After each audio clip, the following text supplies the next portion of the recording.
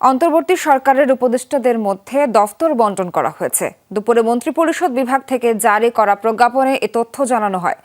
সেখানে জানানো হয়, প্রধান উপদেষ্টা ডক্টর মোহাম্মদ ইউনূস মন্ত্রিপরিষদ বিভাগ, প্রতিরক্ষা, সশস্ত্র বাহিনী, শিক্ষা, সড়ক ও পরিবহন, গৃহায়ন ও গণপূর্ত, ভূমি, বস্ত্র ও পাট, কৃষি, বিজ্ঞান ও প্রযুক্তি, রেলপথ, জনপ্রশাসন, বিদ্যুৎ ও জ্বালানি, নৌপরিবহন, পানি সম্পদ, মহিলা ও শিশু, দুর্যোগ ব্যবস্থাপনা, তথ্য ও সম্প্রচার, প্রবাসী কল্যাণ, বাণিজ্য, শ্রম ও কর্মসংস্থান, সংস্কৃতি, বেসামরিক বিমান ও পর্যটন, মুক্তিযুদ্ধ বিষয়ক, পার্বত্য চট্টগ্রাম, প্রাথমিক ও গণশিক্ষাসহ মোট ২৭টি মন্ত্রণালয় ও বিভাগের দায়িত্ব পালন করবেন। এছাড়া সালিউদ্দিন আহমেদ অর্থ ও পরিকল্পনা মন্ত্রণালয়, অধ্যাপক আসিফ নজরুল আইন, বিচার ও সংসদ বিষয়ক, আদিলুর রহমান খান শিল্প মন্ত্রণালয়, হাসান আরিফ স্থানীয় সরকার পল্লী উন্নয়ন ও সমবায় মন্ত্রণালয়, তৌহিদ হোসেন পররাষ্ট্র মন্ত্রণালয়, সৈয়দা রিজওয়ানা হাসান পরিবেশ, বন ও জলবায়ু পরিবর্তন মন্ত্রণালয়, শামীম মুর্শিদ সমাজ কল্যাণ মন্ত্রণালয়, এম সাখাওয়াত হোসেন স্বরাষ্ট্র মন্ত্রণালয়, আ.ফ.ম. খালিদ হাসান ধর্ম বিষয়ক মন্ত্রণালয়, ফরিদা আক্তার মৎস্য ও প্রাণী সম্পদ মন্ত্রণালয়, নূর জাহান বেগম স্বাস্থ্য ও পরিবার কল্যাণ মন্ত্রণালয়, মোহাম্মদ নাহিদ ইসলাম ডাক, টেলিযোগাযোগ ও তথ্য প্রযুক্তি মন্ত্রণালয় এবং যুব ও ক্রীড়া মন্ত্রণালয়ের দায়িত্ব পেয়েছেন আসিফ মাহমুদ সজীব ভূঁইয়া। তবে আরও ৩ উপদেষ্টা সুপ্রদীপ চাকমা, বিধান রঞ্জন রায় ও ফারুক ই আজম এখনও শপথ গ্রহণ না করায় তাদের দফতর নির্ধারণ করা হয়নি।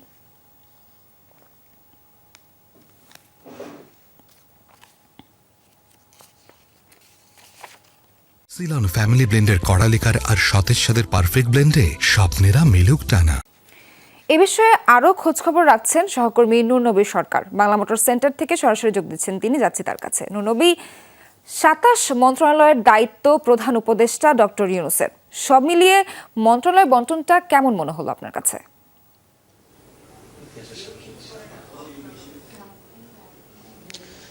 দেখুন, মন্ত্রণালয় বণ্টন এটা খুবই একটি এই সরকার কি ম্যান্ডেট নিয়ে এসেছে সেটা তো গণঅভ্যুত্থান যেটাকে বলা হোক না কেন সেটার মধ্য দিয়ে স্পষ্ট হয়েছে এবং ডক্টর মোহাম্মদ ইউনূস কিন্তু স্বপ্নের কথা বলেছেন এবং এরই মধ্যে যে উপদেষ্টারা যে প্রতিক্রিয়া দিয়েছেন সেখানেও তারা বলেছেন, সব জায়গায় সংস্কারের কথা বলেছেন, যে অন্যায়গুলো হয়েছে সেগুলো ন্যায় বিচার নিশ্চিত করার কথা বলেছেন।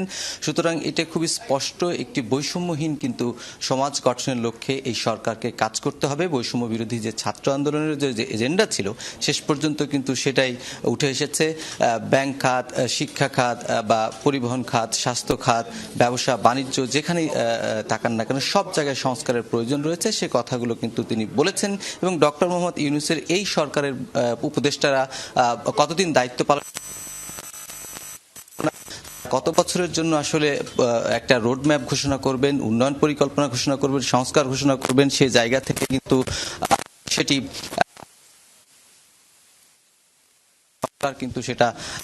সেটা কিন্তু তারা বলবেন। আর একটি বিষয় যে উপদেষ্টারা দপ্তর এই মন্ত্রণালয়ের যারা দায়িত্ব হয়েছেন তাদের জন্য যে কর্মকর্তা রয়েছেন সেগুলো রেডি করতে হবে। তারপরে যে এখনো পর্যন্ত আইন শৃঙ্খলা রক্ষাকারী বাহিনীর সদস্য যারা রয়েছেন তাদের কাছ থেকে নিরাপত্তা বিষয়গুলো নিতে হবে। প্রথমেই কিন্তু তারা যেটি বলেছেন, প্রত্যেকের মধ্যে একটি বিষয় খুবই স্পষ্ট করে উঠে এসেছে যে দেশে আগে যে আইন শৃঙ্খলা পরিস্থিতি, ল অ্যান্ড অর্ডার, সেটাকে কিন্তু তারা শৃঙ্খলার মধ্যে আনতে চান। পুলিশ বাহিনী পুরোটাই ঢেলে সাজাতে হবে। অনেকগুলো থানা ক্ষতিগ্রস্ত হয়েছে, তাদের যে নিরাপত্তা ব্যবস্থার ক্ষেত্রে যে উপাদানগুলো রয়েছে সেগুলো কিন্তু নষ্ট হয়েছে। সব মিলে প্রশাসনেও কিন্তু আমূল পরিবর্তন হবে। সুতরাং বলা চলে যে একটি যে সরকার ব্যবস্থা এসেছে, সেই সরকার ব্যবস্থার যে স্বপ্নের কথা, বৈষম্যহীন সমাজ নির্মাণের কথা, সেগুলোকে ঢেলে সাজানোর জন্য কিন্তু তারা বলেছেন। এবং এরই মধ্যে বিভিন্নজন বিভিন্ন কথা বললেও কিন্তু একটি বিষয় স্পষ্ট যে এখানে। নুরনবী, আপনার কাছে আরেকটা জিনিস জানতে চাচ্ছিলাম যে রোববার থেকে তো নিশ্চয়ই প্রধান উপদেষ্টা সহ বাকিরা সচিবালয়ে যাবেন, সেই বিষয়ে কিছু জানতে পারলেন কিনা, বা ঠিক কবে নাগাদ যাবেন, কি জানতে পারলেন? দেখুন, এই বিষয়টি এখনো পর্যন্ত স্পষ্ট হয়নি, তবে দপ্তরগুলো রেডি করতে হবে, তাদের নেম প্লেটগুলো বসাতে হবে, কর্মকর্তাদের পদায়ন দিতে হবে, অথবা যারা এরই মধ্যে এই উপদেষ্টাদের সঙ্গে এপিএস বা অন্যান্য যে দাপ্তরিক যে কর্মকর্তারা রয়েছেন তারা কতজন এসেছেন, তারা অফিস করছেন কিনা, এরকম নানা বিষয় জড়িত রয়েছে এবং ধারণা করা হচ্ছে যে আজকের মধ্যেই হয়তোবা সেগুলো ঠিক হয়ে যেতে পারে, আগামীকালও তারা অফিস করতে পারেন, যদিও সরকারি বন্ধের দিন। তবে এটি স্পষ্ট যে রোববার থেকে তারা হয়তোবা তাদের দপ্তরে যাবেন। এরই মধ্যে দপ্তরের যে বিভিন্ন বিষয়ের কর্মকর্তা অন্যান্য যে বিষয়গুলো থাকবে, আনুষঙ্গিক বিষয়গুলো থাকবে, সেগুলো প্রস্তুত করবে। সবকিছু মিলিয়ে আগামী রোববার পর্যন্ত আমাদের কিন্তু অপেক্ষা করতে হবে। আবার এই কর্মকর্তারা বা উপদেষ্টারা গেলেই কিন্তু সচিবালয় সহ সারা দেশের প্রশাসনের একটি গতি আসবে। নবী, ধন্যবাদ আপনাকে গুরুত্বপূর্ণ আলোচনায় যুক্ত হওয়ার জন্য।